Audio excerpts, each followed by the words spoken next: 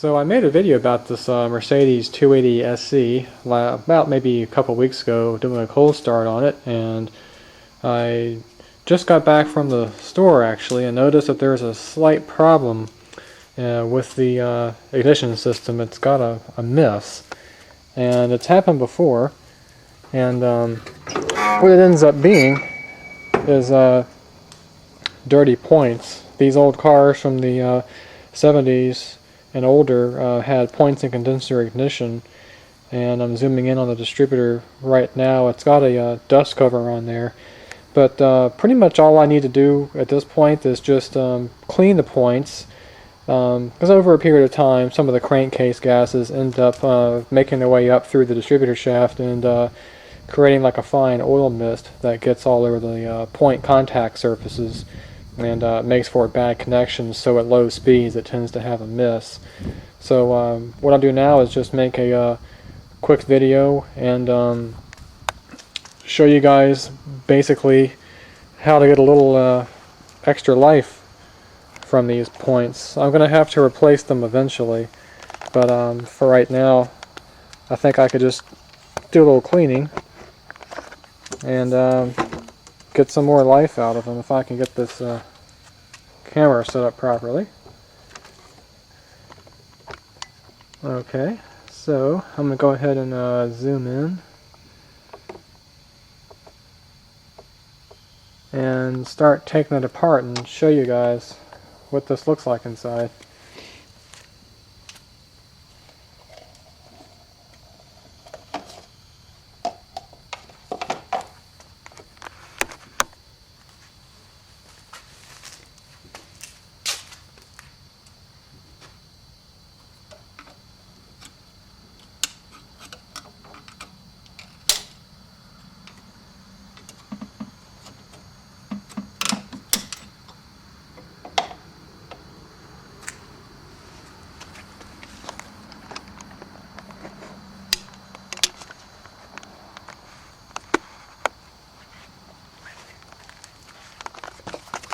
So I took the cover off of it, and now I'm going to pull the cap off, and under the cap you can see the rotor, so that's got to come off. Just set that aside. And we also have a dust cover that covers the points that are underneath. That's just a plastic cover that you can remove. And here we have the points. Right there. And the crankcase gases, or vapors, end up coming through right around there. A lot of people don't know that's actually a wick inside the center shaft, and you can add a few drops of oil, like 10W oil, in there to help lubricate the upper bearing surfaces within the distributor itself. A lot of times you can tell and what kind of shape it's in by moving it back and forth and seeing how much play there is. In this case there's next to none, but a lot of people overlook adding a few drops of oil on that each year to keep that wick nice and moist so that the bearing surfaces don't get dried out. And I hope I can zoom in for you guys and move these points apart and show you. Yeah, you can kind of see a little bluish haze there instead of a shiny surface. Let me get the other side. Not sure how well that's making out. I'm going to kind of do a before and after shot, but you can see the haze on there that I'm going to try to remove. And to do that I'm just going to use some brake cleaner and a perfectly clean paper towel. I don't want to get any grease on those points. They should be completely smooth and grease free to get the most life out of them. And I'm going to try to zoom in again so you guys can see exactly what I'm doing, and I'll look at the points again to see how clean I got them. They're not going to be perfect because they do have about 10,000 miles on them, but they should be a lot cleaner than they are now.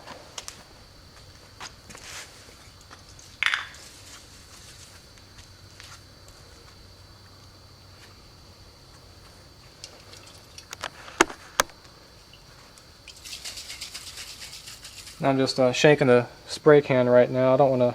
You want to spray it, of course, not against the wind and away from all the painted surfaces because that'll eat the paint right off the car.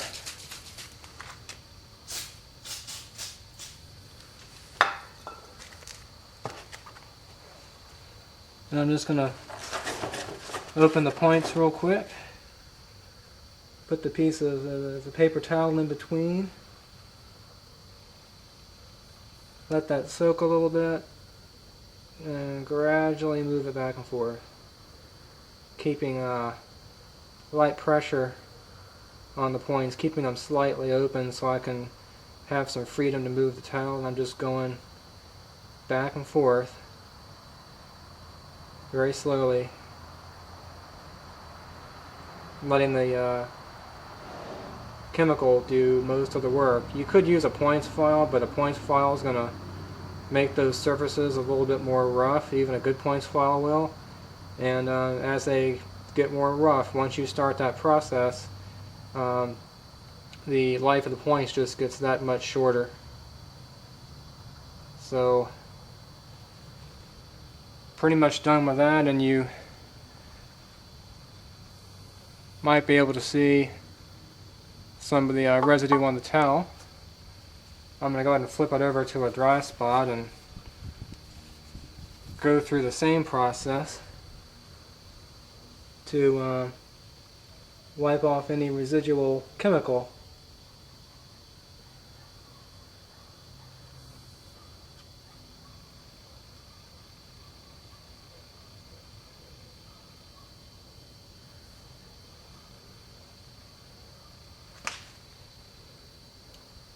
Alright, so I think they look a little bit better.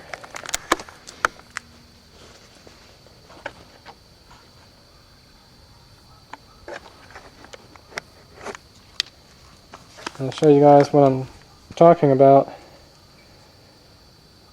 See that blue smudge right there? That's the same blue material that we saw on the points that the brake cleaner dissolved and got off of there. So it looks like it did a pretty good job. And now to show you what the points look like after all of that. If I can zoom in. Open them up.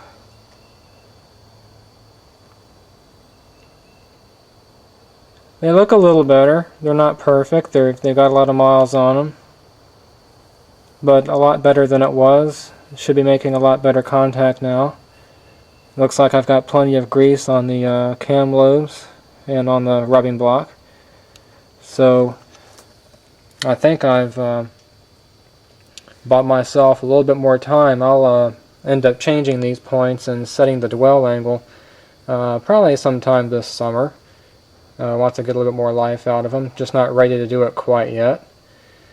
And if for those of you that don't know what points are or what they're used for, they actually are a mechanical switch that opens and closes just like that, although the gap would not be nearly that much as the camshaft rotates. There are 6 lobes on that cam, and each they're like 6 high spots, and each time you reach a high spot, the points open and break the circuit.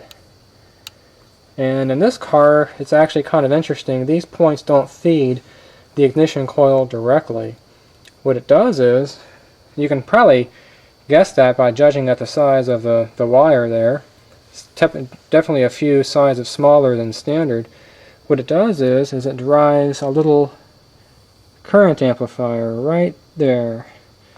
This car has an early version of electronic ignition, so what the points do actually is control the input current to a Darlington pair power transistor pair inside of this control unit right here, behind the big heatsink. And the transistor actually does the high current switching of the ignition coil through this ballast resistor that you can see right there. And right now the points are closed, and what happens when that occurs is that builds up a strong magnetic field inside the coil to the point of what they call saturation. And then when the points open up, the field collapses and causes a spark to occur. And what I'll try to do, if I can use one hand, it's kind of hard to do.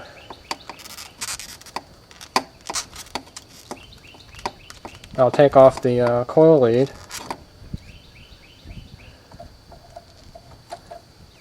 route that through here, and demonstrate what happens as the points open and close inside the engine. So let me put the camera back and see if I can zoom in enough to let you guys see a spark without getting a blurry picture. That's as far as I can zoom. So, and it's kind of bright out here, so I hope you guys can see this. I gotta go to the car real quick and turn the ignition on for this.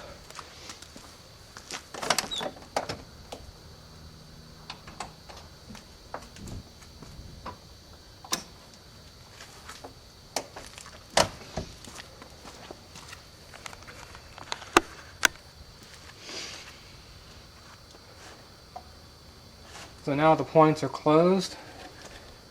The field has built up the strongest magnetic field it possibly can. And I'm going to go ahead and break that field, and you should see a spark.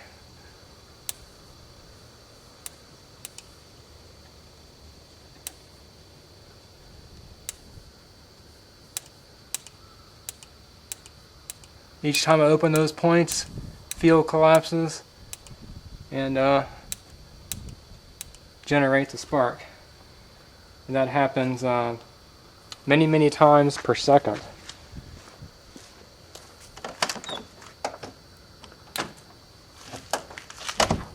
Didn't want to leave the ignition on too long, because you can actually burn the points running too much current through there without breaking them.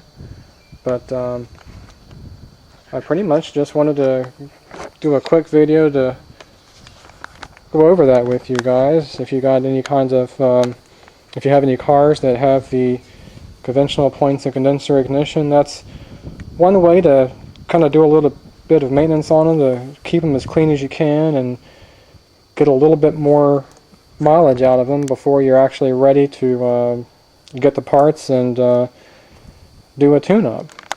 So I'm going to go ahead and put all this stuff back together and maybe go for a little test drive.